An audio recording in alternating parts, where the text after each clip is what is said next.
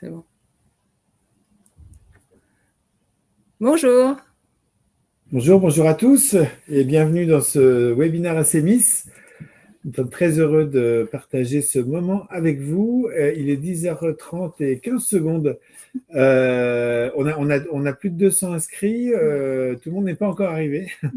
Mais ça va venir. On va peut-être patienter quelques minutes, enfin 2 minutes, pour permettre à un maximum de participants de se connecter. Tout le monde nous entend bien? Vous nous entendez bien?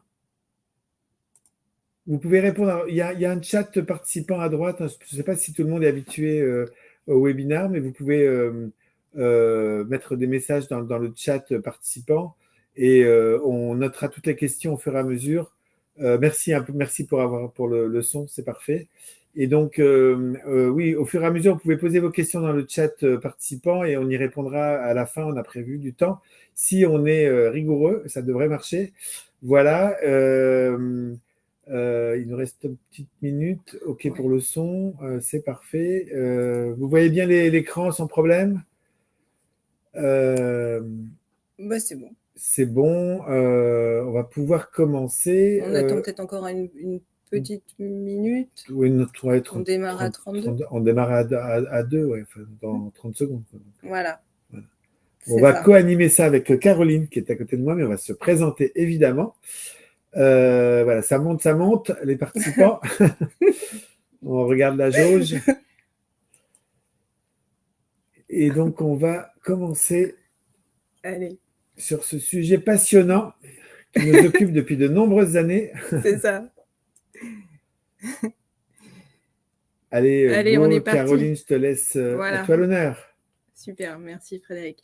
Bonjour à toutes et tous, bienvenue dans ce webinaire qui effectivement va être consacré au management des changements et plus précisément au management des changements dans les projets CRM. Et si vous restez avec nous jusqu'à la fin de ce webinaire, ce qu'on souhaite évidemment, c'est que vous aurez nos pratiques, quelques-unes de nos pratiques en tout cas, pour faire le succès de ces projets CRM. Alors moi je m'appelle Caroline Parent, je suis une des directrices du cabinet ACEMIS et chez ACEMIS, je suis en charge des sujets de management des changements. Je porte l'offre et je suis pas venue seule comme vous avez pu le constater. Je suis accompagnée de Frédéric. Et donc moi-même, je suis en charge du CRM et j'ai une vingtaine d'années d'expérience aussi bien en entreprise, en conseil et aussi en en direction de projets d'intégration chez des intégrateurs de solutions CRM.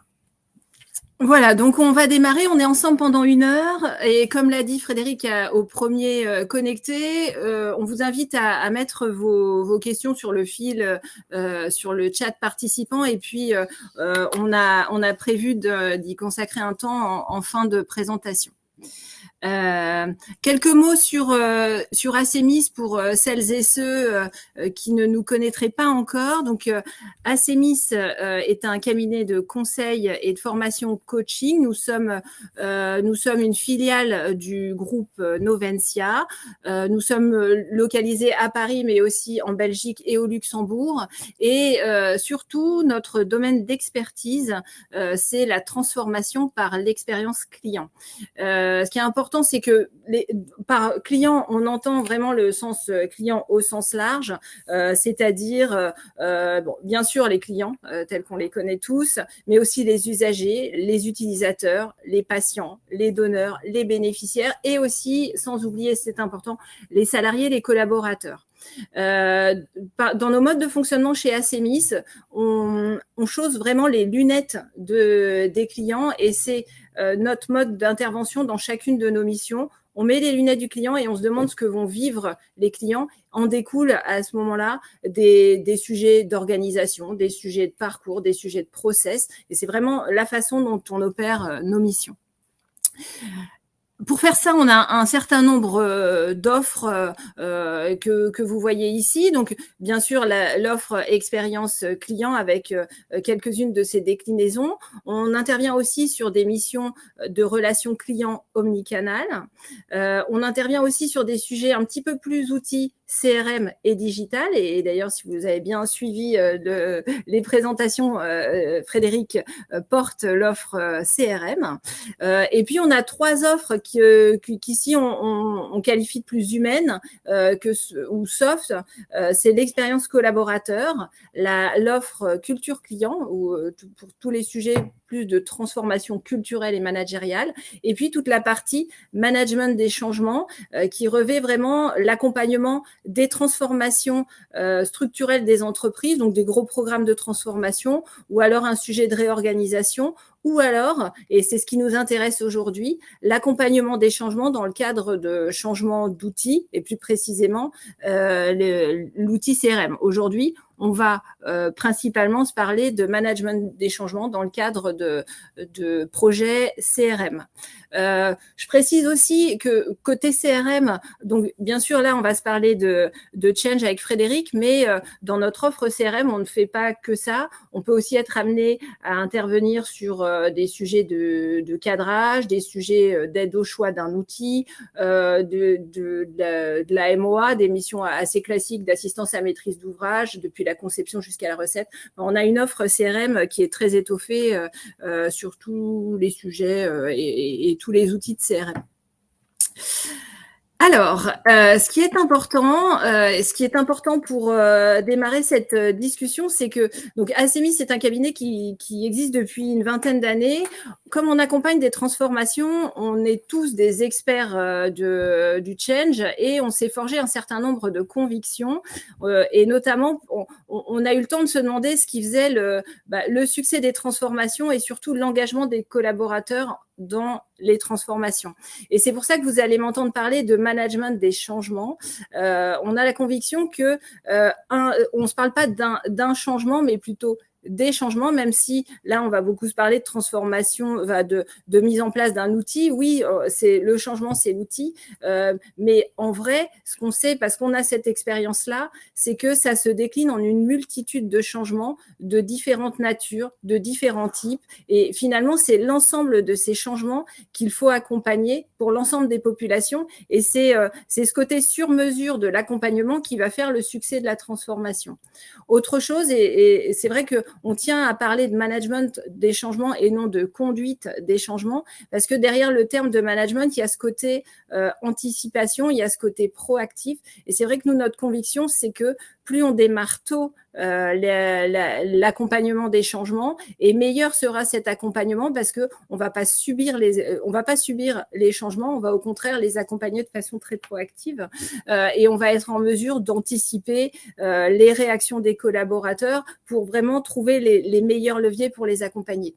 Puis c'est aussi un clin d'œil, ce terme de management, c'est aussi un clin d'œil aux managers de proximité qui sont, selon nous, des maillons extrêmement importants dans une transformation et qu'il faut absolument embarquer, et là aussi embarquer très tôt.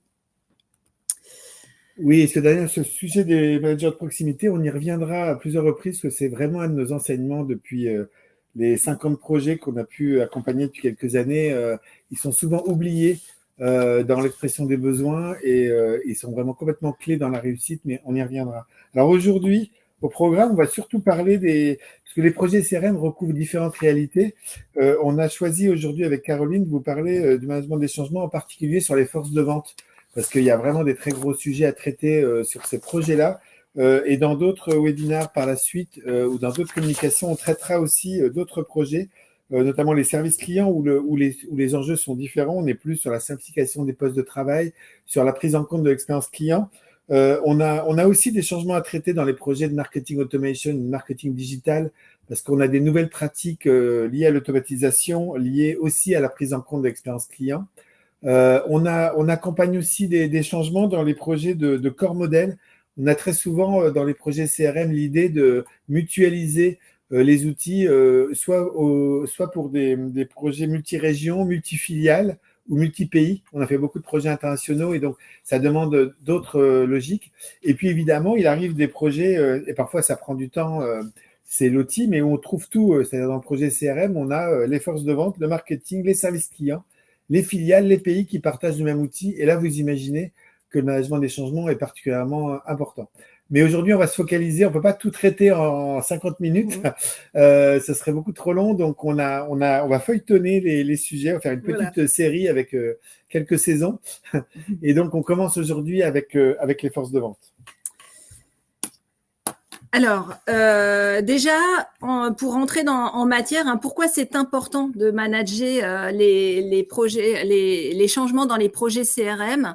Pourquoi est-ce que c'est vraiment important si vous en êtes pas convaincu? Donc, retenez ce chiffre. 84% des projets échouent complètement ou partiellement.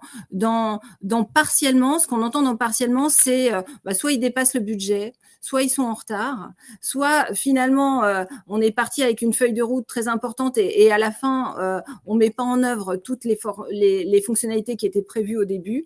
Et puis soit autre exemple de partiel, c'est des projets qui vont être a priori bien lancés et là pour le coup on est content, tout se passe bien. Et puis finalement la dynamique retombe et on se rend compte au bout de quelques mois que les collaborateurs ont conservé leurs anciennes pratiques et à ce moment-là, on peut considérer que on n'est pas dans un franc succès. On a 84% des projets qui sont concernés, c'est quand même un énorme. Et si on zoome sur les projets CRM qui nous intéressent aujourd'hui, on est à 60%, ce qui reste encore une grosse proportion.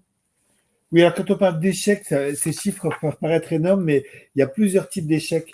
Il y a déjà des projets, là je peux vous citer quelques exemples, c'est un opérateur d'énergie dans une ONG ou dans une chambre de commerce. Je vous donne 3 exemples récents qu'on a pu constater. C'est qu'il y a des projets qui n'arrivent même pas au go live. Les projets CRM ont quelque chose de particulier, c'est que les process ne sont pas vraiment normés. Comme quand on fait des projets autour de la compta, de la gestion de production, de la logistique, on a moins de normes. Alors, on a des bonnes pratiques, mais on a moins de normes et l'expression des besoins est particulièrement parfois difficile. Et le dialogue mis en œuvre équipe d'intégration, DSI métier est souvent difficile, demande beaucoup de préparation. Et c'est une des raisons des échecs des projets qui n'aboutissent même pas au go live, en tout cas qui sont remis en cause dans le go live. Ensuite, il y a effectivement, comme l'a dit Caroline, des projets qui retombent très vite. Moi, j'appelle ça des projets décors. Et je pense que c'est lié à l'aspect parfois facultatif du CRM. C'est-à-dire que mettre à jour l'adresse, enfin le mail d'un contact, mettre à jour une opportunité commerciale, rentrer un compte rendu de visite, ça peut paraître facultatif. Si c'est pas bien fait, si les processus sont pas bien étudiés, ça peut donner cette impression de facultatif et on a un projet décor, c'est-à-dire qu'on a l'impression que ça marche. D'ailleurs, souvent, pour les DSI, ça marche, il n'y a pas de bug, les performances sont bonnes et pour autant, c'est utilisé d'une façon très superficielle, très aléatoire et c'est ce qu'on appelle les projets décors qui retombent assez vite. Et puis, il y a le cas plus embêtant de projets, de rejet de projet. Là, souvent, et on va le voir juste après pour un certain nombre de raisons, il va y avoir des projets qui vivent des crises. Alors, c'est vrai pour n'importe quel projet informatique. C'est particulièrement vrai pour les projets CRM. Si on ne prête pas garde à la valeur ajoutée qu'on donne aux utilisateurs et si on n'essaye pas quand même d'avoir cette notion de process un petit peu obligatoire et solide. Et on y reviendra tout à l'heure quand on parlera justement des solutions qu'on peut mettre en œuvre. Donc retenez bien ça, une grande proportion de projets qui échouent complètement ou partiellement. Et puis un deuxième chiffre, et puis après j'arrête avec mes chiffres, c'est un sondage qu'on a réalisé chez Acemis auprès d'une cinquantaine d'entreprises. On leur a posé la question, vous avez doté vos collaborateurs d'un nouvel outil CRM et finalement c'est quoi les difficultés que vous avez rencontrées? Et donc là vous avez les chiffres sous les yeux. Le premier facteur de difficulté qui remonte, c'est l'adoption des outils par les collaborateurs, mais aussi par leurs managers. Donc, c'est vraiment là, quand on a ça en tête, on se dit, il y a un lien entre le fait qu'un projet échoue et les causes. On est bien sur l'adoption des collaborateurs et de leurs managers, d'où l'importance du management des changements. Et alors, pourquoi tout ça? On a essayé de creuser et tirer profit de notre expertise des projets CRM. C'est vrai que pourquoi est-ce que ça fait cet effet-là sur les projets CRM en particulier. C'est parce que par nature, les projets CRM portent des changements importants. Le projet CRM, ça peut mettre en place un CRM, ça peut vouloir dire en ambition cachée, faire évoluer des métiers. Ça peut vouloir dire homogénéiser l'organisation, revoir les process. Donc on est sur des sujets de fond dans une entreprise. Bien souvent, qui dit mettre en place un CRM dit décloisonner, désiloter. Et là, on touche à des sujets de transparence, de partage, de collaboration. Et là, on sent bien qu'en termes d'accompagnement, ça peut là aussi être costaud. Les projets CRM, souvent aussi, nécessitent d'avoir des données fiables, d'avoir une certaine rigueur autour de la donnée, parce que sinon, ça marche pas. Et là aussi, c'est pareil, changement très important. Et puis enfin, autre chose, c'est que bien souvent, quand on met en place un outil CRM, la volonté d'une entreprise ou l'ambition d'une direction, quand elle met en place un projet CRM, c'est bien sûr d'aller chercher de l'efficacité opérationnelle, d'optimiser, de rationaliser. Et donc, tout ça, c'est une transformation qui est extrêmement importante. Donc, vraiment, et c'est ce qui explique le côté important de l'accompagnement, c'est que on met en place un outil, certes, on pourrait dire ouais, c'est qu'un outil, mais non en fait, c'est pas seulement un changement d'outil. Mettre en place un projet CRM, c'est pas seulement un changement d'outil. Et c'est vrai que si je continue de tirer ce fil et que je regarde ce que ça donne du point de vue des collaborateurs, évidemment, ça induit de nombreux changements. Ça va induire pour les collaborateurs des changements dans leur travail individuel. On va potentiellement leur demander d'aménager ou leur proposer, les inciter à aménager leur planning au quotidien, leur planning hebdomadaire. Certaines pratiques vont être abandonnées au profit d'autres. On va demander davantage de rigueur, on va demander davantage de saisie. Davantage de saisie, on y reviendra parce que c'est un point clé. On peut aussi maîtriser justement pour que les utilisateurs n'aient pas l'impression de devenir des opérateurs de saisie. C'est un des points clés. Il ne faut pas leur demander de saisir absolument tout. Il y a d'autres moyens d'obtenir la donnée, mais on y reviendra dans les solutions, mais c'est un point clé. Effectivement. Changement aussi dans la vie du collectif. On l'a vu, décloisonner, ça veut dire davantage coopérer, s'accorder confiance. Ça va aussi installer. Le CRM va permettre une certaine souplesse dans l'organisation, notamment en cas d'absence. Alors tout ça, ça peut paraître super de prime abord, mais en vrai, vu des collaborateurs, ça peut aussi engendrer une crainte de se dire mince, moi demain je peux disparaître, être remplacé, c'est facile pour mon entreprise, donc ma valeur est moins importante. Donc ça peut vraiment générer un certain nombre d'inquiétudes. Et puis enfin, dans les grands changements, il y a aussi des grands changements vus des managers de proximité, parce que leur mettre entre les mains un CRM, c'est aussi leur mettre entre les mains un outil pour piloter, un outil pour piloter à la fois collectivement et individuellement, remonter des indicateurs, d'autres attentes de la direction. Enfin, c'est aussi tout ça pour les collaborateurs et leurs managers, ce que représente un CRM. J'ajouterai un point. Je ne sais pas si vous avez baptisé vous-même votre projet. Souvent, les noms de ces projets, c'est Cap Client, Customer Centric, Client 360, Customer Link. Je vous donne quelques noms. Et parfois, on oublie le client. Donc, il faut aussi penser à quelle est l'expérience client induite par tout ça. Nous, chez Acemis, on aime bien regarder les parcours clients induits. Et c'est aussi une façon souvent de mettre tout le monde d'accord. Si on a des désaccords entre différents profils sur les besoins, sur la façon de faire des choix, nous, on a toujours le regard client et on se dit attention, est-ce qu'on n'est pas en train de faire quelque chose de peut-être très bien en termes de process, mais qui complique le parcours des clients. Et donc ça, c'est un regard client qu'il faut rajouter. Et en plus, en termes de com, ça peut donner du sens au projet, de dire, OK, ce projet, il est fait pour vous, utilisateurs, et pour vous simplifier la vie, mais il est aussi fait pour simplifier la vie du client. Je pense que ne pas oublier le regard du client, c'est un point que vous pouvez peut-être garder en tête également. Alors, donc vous l'avez compris, par nature, les projets CRM portent des changements importants qu'il est primordial d'accompagner si on ne veut pas se retrouver dans les 60% de projets qui sont en échec. Alors, comment est-ce qu'on va s'y prendre? Donc, c'est précisément là où vous allez retrouver donc, certaines illustrations avec Frédéric. On a choisi de vous parler de quelques exemples qui sont directement tirés de nos missions, qu'on a évidemment anonymisées, mais en tout cas, on va illustrer cette partie au travers d'exemples. Comment est-ce qu'on s'y prend? Alors, déjà, ce qui est important et ce qu'on a constaté, c'est que donc, nous, notre mission chez Acemis, c'est de faire en sorte que le plus grand nombre des collaborateurs utilisent durablement tout le potentiel d'un outil CRM et ainsi, selon nous, la transformation sera réussie. Ce qu'on a constaté, c'est que chez bon nombre de nos clients et dans de nombreux témoignages, c'est que les pratiques les plus courantes en termes d'accompagnement quand on met en place un outil CRM ou d'ailleurs autre outil, mais là on se parle du CRM, c'est que les entreprises vont faire la communication sur l'outil et elles vont former à l'outil. Et généralement, quand on pose la question, est-ce que tu as pensé à faire du change sur cette transformation, on va nous répondre oui, j'ai formé, j'ai communiqué. Ça, c'est vraiment ce qu'on voit le plus fréquemment. Et c'est vrai que, alors, nous, chez Acemis, notre conviction, c'est qu'il faut aller au-delà de ces deux leviers. Et je vais vous les détailler juste ici. Oui, juste, j'ajoute il y a aussi une autre question qui se pose, c'est qui va faire ces actions de communication et formation? Ce qui arrive souvent, c'est que les entreprises confient ça à l'intégrateur qui est l'expert de l'outil. Ça peut poser question, enfin, c'est une question à se poser, parce que, comme Caroline va le détailler maintenant, il y a d'autres choses, il faut donner du sens. Il y a tous les sujets autour de la transformation métier au-delà de l'outil.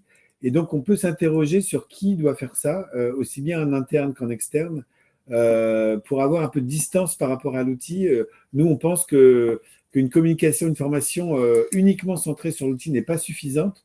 Et donc, ça demande d'autres compétences et d'autres profils pour accompagner la transformation plus globale. Mais je laisse Caroline détailler justement les autres dimensions qui, selon nous, il faut prendre en compte. Alors, effectivement, en plus, selon nous, un accompagnement réussi, ça va être bien sûr communiqué, mais pas seulement autour de l'outil, c'est vraiment communiquer en donnant du sens, en parlant du contexte, en parlant potentiellement de ce qui a motivé la décision de mettre en place cet outil, des opportunités qu'on vise derrière, du type, on va y revenir après, mais mettre en place une nouvelle stratégie commerciale ou faire en sorte que les équipes dialoguent davantage. Tout ça, faut le dire dans les communications et pas s'arrêter à vous allez avoir un nouvel outil et il va sortir le 1er mai. Non. Ça, ce sera pas suffisant pour engager les acteurs et qui comprennent bien ce qui va leur arriver. Et parfois, la communication n'est pas toujours claire. Il y a des entreprises qui, peut-être par peur de donner des messages trop transformants, peut-être inconsciemment ou consciemment, de générer des inquiétudes, la communication se raccroche plus à l'outil qu'au fond du sujet de la transformation. Et c'est un vrai sujet, je pense qu'il faut être lucide là-dessus. Peut-être qu'il faut pas, il faut évidemment être prudent. Mais voilà, est-ce qu'on communique vraiment sur l'outil? Est-ce qu'on communique sur la transfo? Est-ce qu'on a une communication équilibrée entre les deux? C'est quand même un point clé. Et nous, on constate quand même que bien souvent, la communication porte plus sur l'outil que sur la transformation, ce qui pose ensuite des soucis. Alors, le deuxième levier, développer les compétences, oui. Donc, on s'est parlé formation à l'outil, mais ce que vous allez le voir au travers de nos exemples, il y a d'autres sujets sur lesquels il est nécessaire de former les collaborateurs quand on les met en présence d'un outil CRM. Je m'étends pas, on va s'en reparler. Ensuite, évidemment, impliquer les acteurs, les collaborateurs, les rendre acteurs de cette transformation et le faire le plus rapidement possible, le plus tôt possible dans la transformation. Adapter le management, vous l'avez compris, les managers sont des pièces clés dans la transformation et notamment dans le déploiement d'un outil CRM. Donc ça, c'est également extrêmement important. Et je précise, on parle surtout des managers de proximité. Sur une force de vente, ça va être des chefs de secteur, des directeurs régionaux ou des directeurs commerciaux qui accompagnent au jour le jour avec des rituels de management qui vont être hebdomadaires. C'est ces gens-là, souvent, on pense pas assez à eux, on pense à quelques tableaux de bord et on dit ça va suffire et on pense qu'ils vont adopter l'outil, qu'ils vont l'utiliser et c'est souvent pas le cas. Et donc nous, on met beaucoup plus d'efforts, de plus en plus d'efforts sur ces managers de proximité en formation, en expression de besoin, en accompagnement. Et le cinquième levier, c'est accompagner les changements d'organisation, parce que là aussi, on va vous le montrer au travers d'exemples. Bien souvent, quand on met en place un outil CRM, ça engendre un certain nombre de changements de l'organisation. On peut pas laisser l'organisation à l'identique. Il y a des interactions qui changent, il y a des process qui changent, et donc il y a aussi très certainement des modifications d'organisation à apporter, et tout ça s'accompagne. Tout ça pour dire quoi? C'est que finalement, en allant au-delà de la formation et de la communication, on va vraiment minimiser sensiblement deux risques humains quand on met en place un outil. Et ces deux risques humains, ce sont le rejet pur et simple de l'outil, hein, vraiment des collaborateurs qui vont vraiment l'utiliser, ne pas l'utiliser, continuer avec leurs anciennes pratiques, et puis finalement aller dedans vraiment quand on leur laisse pas le choix.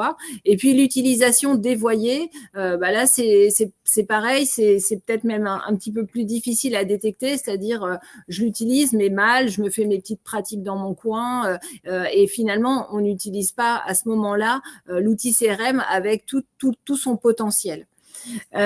Donc, je pars sur les illustrations. La première qu'on a choisi de vous présenter, c'est lorsque on met en place un CRM et que on en profite pour lancer une nouvelle stratégie commerciale. Donc, vous allez voir, c'est un exemple assez basique qui est tiré d'expériences vécues au cours de nos missions. De très nombreuses expériences. Voilà, ouais, exactement. C'est quelque chose qu'on croise assez fréquemment. Donc, si je vous décris les changements de façon assez simple, hein, on a un existant qui est assez classique, une répartition des leads dans les portefeuilles selon des critères géographiques, c'est facile, et puis des commerciaux qui ont un pipe d'opportunités qui se remplit relativement régulièrement et relativement facilement.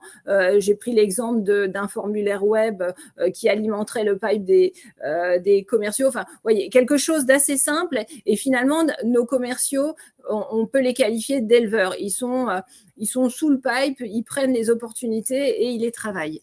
Et puis le fait de mettre en place l'outil CRM donne envie à la direction ou la direction commerciale, hein, de changer tout ça, de dynamiser tout ça et de mettre en place une segmentation des clients. Une segmentation des clients qui va finalement, mettons qu'on ait, je sais pas moi, 4 segments différents, chacun avec sa stratégie commerciale qui lui est propre. En face de chacun des segments, un pool de commerciaux donnés. Et donc, vous voyez bien là qu'on a des populations différenciées, et à certains de ces commerciaux, on va demander d'aller au-delà du côté éleveur de leur métier, mais plutôt de devenir chasseur, d'être en conquête. Et là, vous voyez bien que, OK, on met en place un CRM, mais le changement majeur pour ces gens-là, c'est pas tant d'utiliser l'outil, c'est de changer leur métier, d'apprendre à faire un plan de développement commercial ou des choses comme ça. Et c'est vraiment l'aspect important du changement. Et donc, dans cet exemple-là, les leviers du changement, finalement, quels sont-ils? Donc, vous l'avez compris, bien sûr, on va expliquer le contexte, donner du sens, former à l'outil, mais surtout, il va falloir former à la nouvelle segmentation. Il va falloir adapter l'organisation justement pour se dire sur chacun des segments, comment est-ce que je répartis mes commerciaux et pour quelles raisons, qui je mets sur les sujets de conquête, qui je mets sur les sujets plus classiques et avec moins de changements. Les gens qu'on aura mis sur la partie conquête, va falloir les former au développement commercial et pourquoi pas aussi les accompagner au quotidien dans ces nouvelles pratiques. Donc, on a la formation, mais on a aussi la suite des actions dans le temps. Et puis enfin, à coup sûr, dans ce style de transformation, on aura des gens qui seront déçus, des gens qui seront inquiets, des gens qui seront réfractaires et qu'il faudra aussi identifier et accompagner. Donc, vous voyez bien, hein, au travers de cet exemple, que la formation à l'outil est bien sûr nécessaire, mais elle est loin d'être suffisante. Et je vais illustrer par un exemple d'une histoire vécue chez un de nos clients dans le domaine de l'énergie. Donc, on est dans le B2B et on avait une force de vente assez importante qui visitait des très gros clients qui pouvaient être des hôpitaux, des mairies, des établissements, des grandes entreprises et par ailleurs des beaucoup plus petits clients, des artisans, etc. Et il y avait une insatisfaction un peu de tout le monde, des commerciaux qui étaient forcément beaucoup plus motivés pour aller voir les gros clients que les petits qui s'estimaient pas bien traités.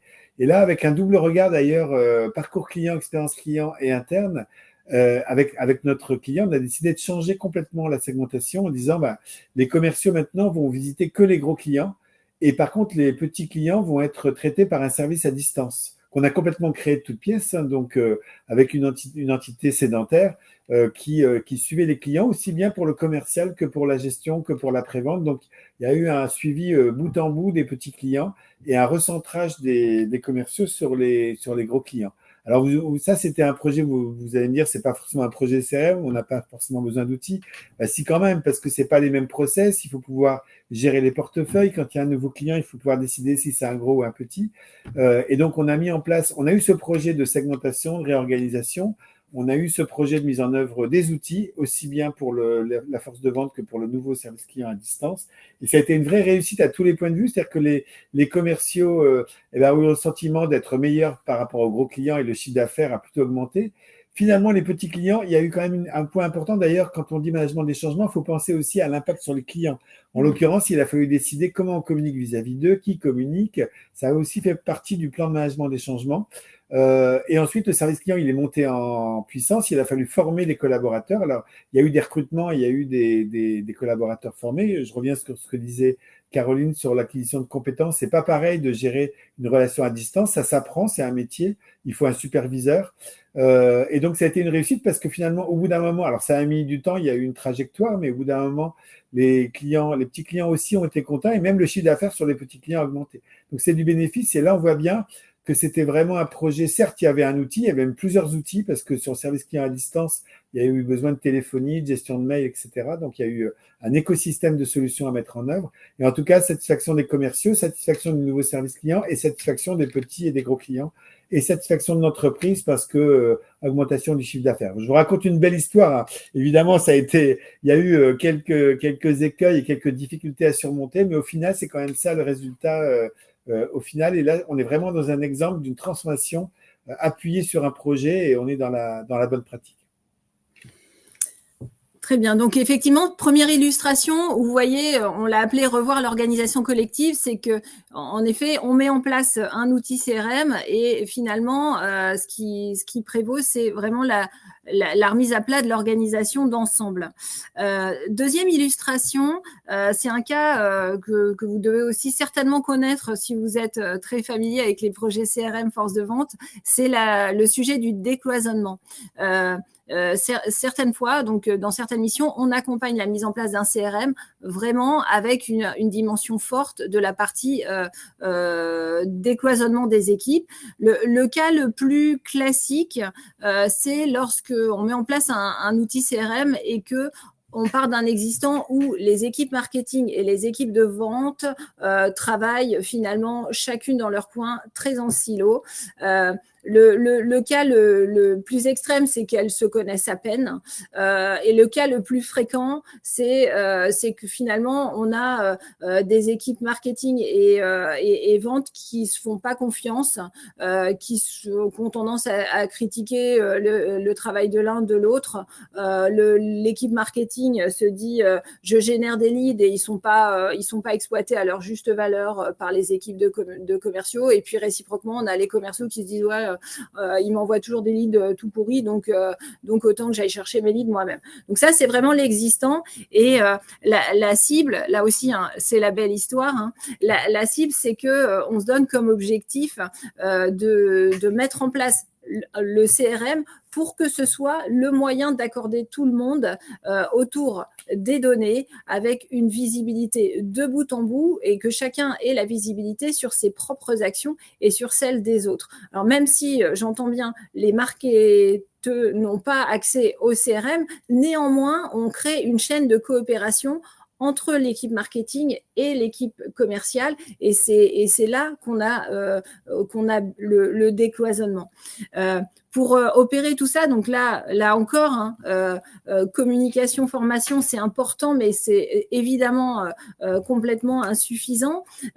Nous, nos préconisations dans ce style de cas, et Frédéric illustrera juste après au travers d'exemples, notre préco, c'est de mixer des équipes déjà dès le moment de la formation. Donc, on forme à l'outil, oui. Mais ce qui est bien, c'est de réunir tout le monde dans la même salle pour justement que l'équipe marketing qui, pour autant, va pas forcément être un utilisateur au quotidien du CRM, mais qui voit quand même l'usage qu'en font les commerciaux. Et ça commence à créer de la cohésion, de la coopération. Bien sûr, on a toujours le moyen de mener des ateliers, des séminaires pour justement travailler sur ces chaînes de coopération, les mettre en évidence et renforcer ça. Ce qui marche très très bien, ce sont les vies ma vie, parce que là pour le coup, chacun voit un petit peu les problématiques auxquelles l'autre doit faire face et ça marche bien, c'est assez imparable. Autre piste à mettre en place, c'est une instance de suivi. Donc là, on touche plutôt à la gouvernance et à la dynamique entre les équipes. Instance de suivi des leads, où là aussi, on réunit tout le monde autour de la table et régulièrement. Et ça permet de créer le dialogue entre les équipes marketing, les équipes de commerce, tout ça animé sur l'outil CRM. Et puis enfin, si on veut aller un cran plus loin, on peut aussi imaginer d'adapter l'organisation avec un management commun aux deux équipes. Et puis, encore plus loin, adapter les modèles de rémunération pour que ce soit, pour que chacun soit finalement intéressé sur les actions, intéressé financièrement, j'entends, sur les actions qui sont en train de mener. Alors, j'ai quelques exemples là-dessus parce que ça, ce sont vraiment des projets qui montent beaucoup. Il y a quelques années, effectivement, il y avait vraiment les projets force de vente d'un côté et des projets de marketing digital, mais qui n'étaient pas forcément générateurs de leads. Avec l'émergence du digital, justement des formulaires sur les sites, des téléchargements de livres blancs, de toutes les interactions digitales qu'on peut avoir, il y a toute une génération de leads. Enfin, vous-même, dans nous, quand on s'intéresse à quelque chose, on va aller sur le web, on va faire des actions, et tout ça, finalement, ce sont des leads. Et maintenant, il y a de plus en plus. Alors, on n'a pas beaucoup parlé de solutions, mais il y a de plus en plus de solutions qui sont spécialisées là-dessus, surtout en B2B. Qui sont, je vais commencer à citer des noms de solutions quand même, que vous connaissez sans doute, mais par exemple, Pardot dans le monde Salesforce, HubSpot qui était un des premiers à l'avoir créé, Marketo d'Adobe, ou des solutions qui peuvent faire les deux, comme Dynamics, qui a une Microsoft Dynamics, qui a une solution marketing et force de vente, ou Creatio, qui a également les mêmes solutions des deux côtés. Et effectivement, les premières vagues de projets, d'un côté, il y avait les projets avec les équipes marketing, de l'autre, les forces de vente. Et le lien entre les deux, alors déjà, il y a un lien technique, évidemment, à faire. Il y a un lien process, parce qu'on parle de détecter des leads, de les nurturer, de les qualifier, pour ensuite pouvoir les transmettre aux commerciaux. Mais ensuite, il y a eu pas mal de sujets d'organisation à nouveau. Nous, on a accompagné plusieurs projets, notamment chez des opérateurs telco que je peux citer, comme Orange en B2B ou Bouygues Télécom en B2B, où là, il y a eu d'abord la mise en œuvre des outils, ça a été un petit peu délicat, et ensuite, il y a eu toute une réorganisation où on a créé des équipes marketing spécialisées sur la qualification des leads, parce que évidemment, l'idée, c'est de pas envoyer des leads insuffisamment qualifiés pour les commerciaux. Les commerciaux, l'intérêt, c'est qu'ils récupèrent des leads relativement qualifiés, ils sont dans la cible, ils sont suffisamment chauds et intéressants pour pouvoir le faire. Et donc, pour ça, on a créé une équipe marketing. On a aussi créé une notion d'objectif et d'évaluation des leads en commun entre le marketing et le commerce, avec des boucles retour aussi. Un commercial peut très bien commencer à traiter un lead, s'apercevoir qu'il n'est pas si chaud, et le recycler au marketing qui va le reprendre. Et voilà. Donc là encore, il y a un sujet outil. Et ça, c'est pas toujours le même outil, mais il y a un sujet process, il y a un sujet outil, mais il y a vraiment un sujet orga. Et puis, je reprendrai un terme qu'a utilisé Caroline, c'est elle a parlé de défiance entre équipe marketing et commerce. C'est un peu logique, c'est pas le même monde. Et le point de ces projets, c'est de créer la confiance, justement. Ça se fait, nous, beaucoup par des tests, par des preuves. On va essayer de prouver à travers la mesure de la transformation des leads que ça marche. Et après, ça s'apprend, c'est du test and learn, c'est pas magique du jour au lendemain. Il y a une courbe de progression, mais en tout cas, ça marche. Mais voilà. Mais là, l'accompagnement des changements, si on raisonne qu'outil, c'est sûr que ça marche pas. Alors là, je suis catégorique. Il y a vraiment un gros effort d'organisation, de management, de créer la confiance de faire du test and learn, de mesurer les résultats, d'apprendre et de progresser. Et j'ajoute, il y a d'autres types de décloisonnement, on a choisi celui-là, mais il y a celui qui est énorme aussi, qui est entre force de vente et administration des ventes. Hein. Je crée une opportunité, elle devient une commande, il faut gérer la commande, il y a des problèmes de règlement, il y a des problèmes de logistique. Toute la liaison, c'est d'autres types de projets, force de vente, service client est très très importante. Encore une fois, ils n'ont pas toujours les mêmes outils. Le service client va plutôt utiliser un ERP, un outil de gestion, mais là, on va être plutôt dans la communication, des flux d'informations, des partages, des alertes. Et là aussi, un gros travail de collaboration et de décloisonnement. Et là encore, au-delà de l'aspect outil, si c'est pas organisé, si on n'a pas revu les process, si c'est pas fluide, eh ben ça va coincer à un moment ou à un autre, c'est certain. Alors, donc effectivement là aussi, hein, donc on n'est pas seulement sur la formation de la communication. Je termine sur notre dernière illustration. Là, on a choisi de vous parler plutôt de zoomer sur le collaborateur, le commercial, hein, et sur son organisation individuelle. Donc, se dire que on met en place un outil CRM plutôt pour optimiser le travail au quotidien des commerciaux pour qu'ils puissent piloter, et c'est valable également pour leurs managers. Donc, qu'est-ce que ça donne en termes de changement? Donc, on part d'un existant, et ça, c'est pareil, hein, c'est quelque chose qu'on rencontre très fréquemment et que vous connaissez certainement vous aussi. On a une force de vente souvent nomade qui a du mal à évaluer finalement la répartition de son temps entre les différentes activités au quotidien. On a des déplacements, on a des rendez-vous clients, de la préparation, du compte-rendu, on a d'autres choses, des tâches plus administratives. Tout ça, ça fonctionne, tout ça, ça marche, mais finalement, on n'est pas vraiment sûr que ce soit extrêmement optimisé. Et puis, ce qu'on note aussi dans ces cas-là, c'est parfois, il y a un manque de rigueur sur l'avant rendez-vous, l'après rendez-vous, donc toute la partie préparation et toute la partie compte rendu, on note les données, etc. Tout ça, c'est pas toujours très très rigoureux. Ça peut faire partie d'un des objectifs qu'on se donne quand on met en place un outil CRM. Et c'est vrai que à la cible, ce qu'on se dit, c'est que le CRM doit devenir un petit peu le compagnon de route de nos forces de vente. Il doit être utilisé au quotidien, d'une part pour organiser le travail, ensuite pour travailler sur les leads, analyser les leads, travailler sur son portefeuille, pour préparer les rendez-vous. Et clairement, hein, avec la vue 360 degrés d'un outil CRM, ça doit être facile d'aller chercher les informations et de préparer ces rendez-vous. Et puis enfin, et là c'est vraiment la Rolls quand on arrive à faire ça, c'est pouvoir gérer au dévoté une annulation de rendez-vous et trouver le lead à aller voir dans le même secteur géographique. Et là, vraiment, on est au top du top. Ce qui est vraiment à proscrire, hein, quand on met en place un CRM, c'est au contraire le CRM qui va être utilisé juste une fois par semaine, voire une fois par mois par les commerciaux qui continuent d'utiliser leur calepin et leur agenda à Outlook, et puis qui utilisent juste le CRM la veille des comités commerciaux ou à des fins de reporting, et c'est tout. Donc ça, c'est une illustration, c'est quelque chose là aussi, hein, qu'on a rencontré très fréquemment au cours de nos missions. En termes de levier de changement, là aussi, vous voyez bien qu'une formation à l'outil suffira pas. Nous, ce qu'on préconise, c'est ce qu'on a appelé une formation action, c'est-à-dire vraiment aller dans le caractère pratique de l'utilisation de l'outil CRM et trouver avec les commerciaux les bonnes pratiques à mettre en place pour cadencer leur journée, cadencer leur semaine, optimiser leur organisation. Ce qui marche bien aussi, et ce qu'on fait fréquemment, pas seulement pour ce cas-là, hein, de l'organisation individuelle, mais ce qui marche très bien, c'est la mise en place de communautés d'utilisateurs pour partager les bonnes pratiques, et ça permet vraiment d'ancrer le CRM dans la durée.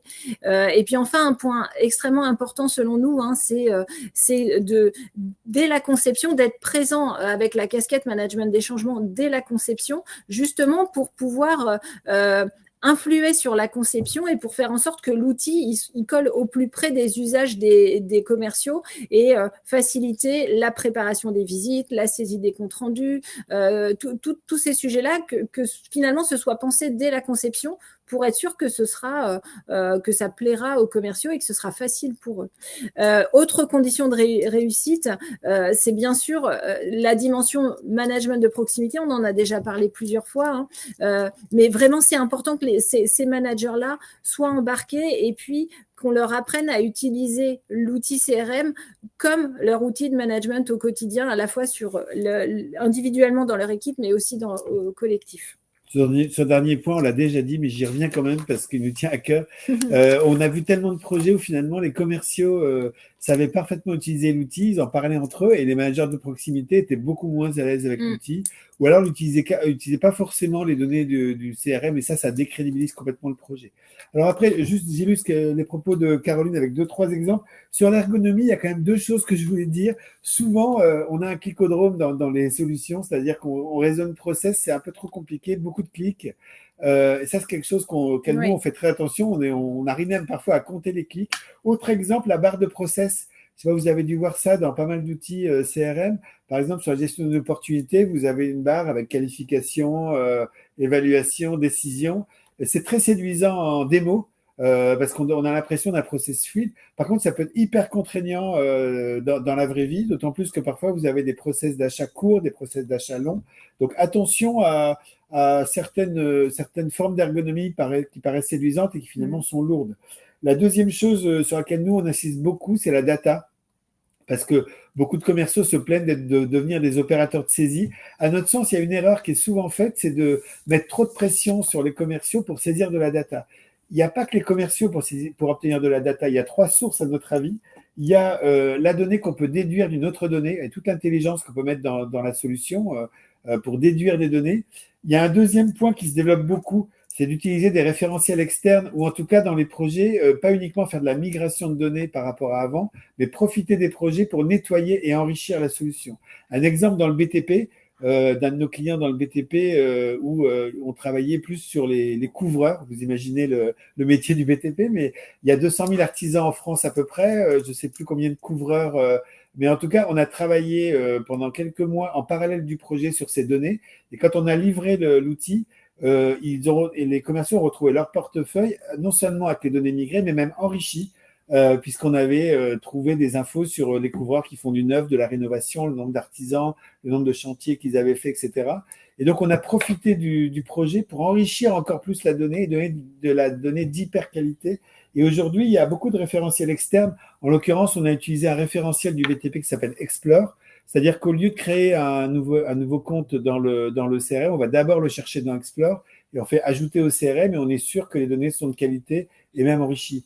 Et une fois qu'on a fait ces 2 choses-là, déduire autant de données qu'on peut et utiliser au maximum l'open data ou la donnée externe, à ce moment-là, on peut demander au commercial, là, les données qui restent, l'entreprise a fait tout l'effort qu'il faut. Ah, ça, c'est à toi de les donner parce que c'est à toi de qualifier. Exemple aussi sur la segmentation des clients, on peut calculer une segmentation automatiquement. Mais on peut aussi demander au commercial de dire oui, là, on l'a mis en silver, mais en fait, moi, je le connais bien et c'est plutôt un gold. Et donner un peu de la latitude. Et ça, sur la data, c'est vraiment clé. Il y a des projets qui ont échoué uniquement, on l'avait vu tout à l'heure dans notre enquête sur 50 projets, qui ont échoué à cause de ce problème de data, donc important. Et dernière reco sur l'individuel, c'est aussi de ne pas forcément tout demander tout de suite aux commerciaux. Le dernier projet qu'on a fait, on a fait une feuille de route du changement. C'est-à-dire, on a dit aux commerciaux, le premier mois, vous vérifiez vos portefeuilles. On ne vous demande rien de plus. Les 2 mois d'après, vous allez commencer à rentrer vos activités, vos rendez-vous, vos comptes rendus d'appel. Et ensuite, on passera à la gestion des opportunités. Et pas être exigeant tout de suite. Alors, il y en a peut-être qui iront plus vite que les autres, qui devineront d'emblée eux-mêmes et qui devanceront la feuille de route. Mais pour nous, c'est une bonne pratique aussi de jalonner les étapes de changement, de vérifier qu'à chaque fois, on passe l'étape. Pourquoi pas pour ceux qui seraient en difficulté de faire des rappels, des piqûres de rappel, etc. Et de faire des évaluations régulières des changements réussis. Ça nous paraît aussi une bonne pratique. On a parfois l'impression qu'on met un peu trop de pression sur la saisie, trop de pression sur l'utilisation massive de fonctionnalités. Et donc, attention à doser dans le temps l'effort et à doser dans le temps l'effort sur la data. Et d'ailleurs, sur la data, ça peut amener à créer des fonctions. Souvent, on a des nouvelles fonctions qui vont s'occuper de la data si elles n'existaient pas déjà. Ça peut être quelque chose, même si on met en place plein d'outils de data quality, ou d'enrichissement de data, ça peut être quand même une bonne idée d'avoir quelqu'un qui est un administrateur de la data et qui va aider les commerciaux sur ces sujets-là. Voilà pour cet exemple, ces exemples. Oui. Merci. Donc on en a terminé avec ces illustrations. On est presque à la fin de notre webinaire. Donc vraiment pour terminer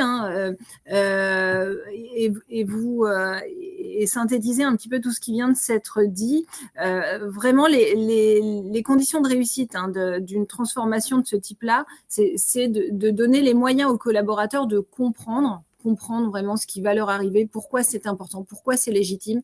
Il faut leur donner les moyens aussi de vouloir s'impliquer, vouloir adhérer. Et bien sûr, il faut aussi leur donner les moyens de pouvoir. Et là, vous allez trouver vraiment la partie, les bonnes conditions d'organisation, de management, mais aussi évidemment la montée en compétences. Pourquoi c'est important tout ça? C'est bien sûr pour limiter les 2 risques humains dont on a parlé, le rejet d'une part et le dévoiement d'autre part. Et enfin, comment est-ce qu'on fait ça? On fait ça avec différents leviers qu'on a tenté d'illustrer aujourd'hui. On n'a pas parlé de tout, ce serait trop long. Mais en tout cas, retenez bien ça. 5 leviers majeurs: impliquer les acteurs, développer les compétences, communiquer, aménager l'organisation et adapter le management. Dernière chose qui nous semble importante, et c'est pour ça qu'on terminera là-dessus, c'est qu'ici on vous a représenté le timing d'un projet, un projet de déploiement d'un outil CRM. En haut de l'écran, vous avez les phases projet, donc vraiment de façon très classique de déploiement d'un projet CRM. Et en parallèle de ça, on a fait correspondre ce qu'on fait en termes de management des changements, à partir du diagnostic jusqu'à la mise en place d'actions régulières, d'ancrage et d'évaluation. Et ce que vous voyez, et c'est vraiment le message à retenir, c'est que il faut démarrer le plus tôt possible les actions de management des changements pour garantir le succès de cette entreprise. Et vraiment, nous, notre préco, si on en avait qu'une, ce serait celle-là, c'est vraiment démarrer très tôt, ne pas négliger ce chantier-là, ne pas se dire oh bon bah je commencerai à faire du change au moment de la recette, et comme ça on aura des bons supports de formation. Ça risque de ne pas marcher. Alors qu'effectivement, si on démarre le plus tôt possible, on se met vraiment de grandes chances de son côté pour que ça fonctionne. Voilà. Et j'ajoute là-dessus que c'est particulièrement vrai dans les projets CRM, parce vous pourriez nous dire, oui, bon, bah ça c'est vrai dans n'importe quel projet informatique, mais je reviens au point du CRM qui est vraiment transformant, ce côté décloisonnement, vision 360 du client, parfois perception facultative de ces projets où on peut s'en passer, où on peut continuer comme avant, rend ce management des changements encore plus important. J'ajouterai aussi un point quand on parle de diagnostic des changements, Caroline l'a dit au début, c'est souvent aussi qu'on a des populations différentes. Chez les commerciaux, on peut avoir des très expérimentés avec beaucoup d'ancienneté dans l'entreprise qui ont beaucoup d'habitude, et puis des jeunes commerciaux qui sont d'ailleurs la population aujourd'hui de commerciaux est très demandeuse de CRM, alors que les gens peut-être plus expérimentés ont l'habitude d'autres outils et c'est pas négatif, on a l'habitude d'un fonctionnement qui souvent a fait ses preuves. Donc les niveaux de changement sont pas les mêmes. Et je reviens sur les managers. Nous on a même créé une formation qui s'appelle Manager avec un CRM, uniquement dédiée aux managers de proximité, pour insister là-dessus, parce que c'est eux qui vont assurer la réussite des projets sur la durée. Si c'est plus un atelier qu'une formation. C'est plus un atelier d'ailleurs de coproduction sur comment on travaillera maintenant qu'on a un CRM en tant que manager de proximité. Si on ne le fait pas, souvent ce qu'on observe, ce que Caroline a dit au début, c'est que ça marche pendant les 3-6 premiers mois parce qu'il y a l'effet de la nouveauté, il y a un peu de pression aussi. Et puis au bout de 6 mois, ça retombe si c'est vraiment les managers de proximité qui feront la réussite du projet sur la durée. Donc, quand on parle de plan de changement, il y a pas mal d'actions qui peuvent être différentes selon les populations, les plus expérimentées, les plus récentes dans l'entreprise, et puis les managers de proximité. Alors, je vois qu'il n'y a pas forcément de questions. Donc, je pense qu'on va conclure, à moins que certains souhaitent poser des questions maintenant. Il nous reste quelques minutes. Oui, il nous reste quelques minutes, donc n'hésitez pas. ce moment-là de commencer le management des changements assez tôt, c'est vraiment important. Ce qu'on constate souvent, c'est qu'on commence trop tard. D'ailleurs, c'est pareil sur la migration des données. C'est les deux thèmes souvent. On commence à s'occuper des données trop tard. On ne le prend pas comme un vrai chantier. Et c'est pareil sur le management des changements parce que souvent, quand on le réduit à la formation, ben, on commence à penser à la formation une fois que l'outil est conçu. Parce qu'on se dit, c'est pas la peine que je commence avant. Mais en fait, si, il y a beaucoup de choses qui peuvent s'anticiper. Et encore une fois, quand on le fait avant, ça permet parfois d'induire la solution. Je vois qu'il y a une question. Alors, donc, de votre expérience, les entreprises se lançant dans un projet CRM doivent-elles créer un département lié pour les changements, pour ces changements, pour l'accompagnement? Alors, c'est vrai que, alors, généralement, dans les grosses entreprises, on a une direction de la formation, on a généralement logé à l'ARH, on a des gens qui font du change. En revanche, ce qui peut être bien dans un gros projet de transformation, c'est d'avoir au sein de l'équipe projet, d'avoir quelqu'un qui soit dédié au management des changements et qui sera l'interlocuteur du cabinet de conseil s'il y en a un, pour justement taper la balle et être vraiment garant de ce management des changements.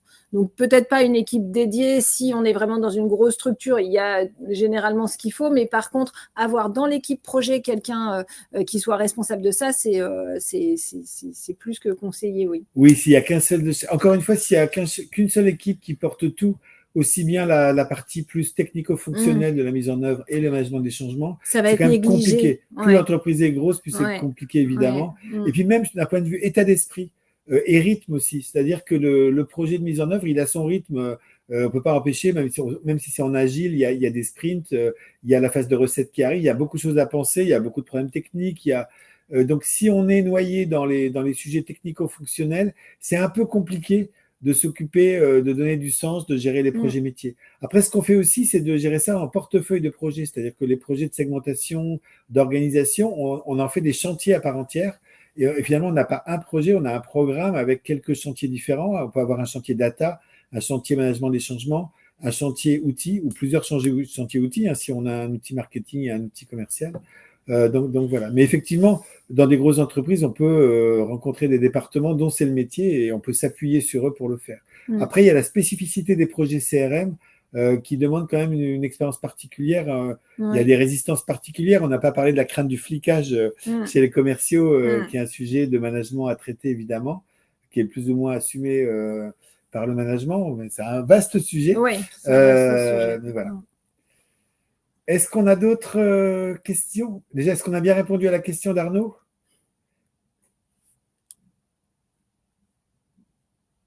Et est-ce qu'on a d'autres questions? Ok, merci Arnaud. Très bien. Bah, écoutez, on dirait Caroline. que non. Alors, eh bien, si vous n'avez plus d'autres questions dans l'immédiat, on va se laisser là. En tout cas, on vous remercie beaucoup pour votre attention. Si vous souhaitez en savoir plus, vous avez sous les yeux nos coordonnées à Frédéric et à moi. Nous, on va de toute façon très certainement vous contacter, vous qui avez assisté à ce webinaire. Soyez pas surpris si nous vous recontactons pour rediscuter avec vous tous ces sujets. Mais en tout cas, vous avez nos coordonnées. On vous diffusera également notre support. Donc, vous aurez tout ce qu'il faut pour qu'on puisse poursuivre l'échange si ce sujet-là vous intéresse, ce qu'on espère vivement. Donc, je vous dis à très, très bientôt. Et en attendant, managez bien les changements. À bientôt. Au revoir. À Merci. bientôt. Au revoir.